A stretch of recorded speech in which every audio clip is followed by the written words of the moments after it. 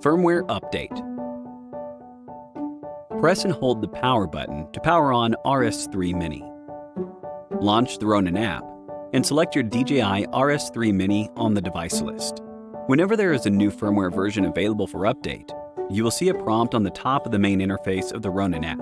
Tap Update Now to start updating the firmware. Do not turn off the gimbal or exit the app until the update is completed. If the update fails, restart the gimbal and Ronin app, and try again.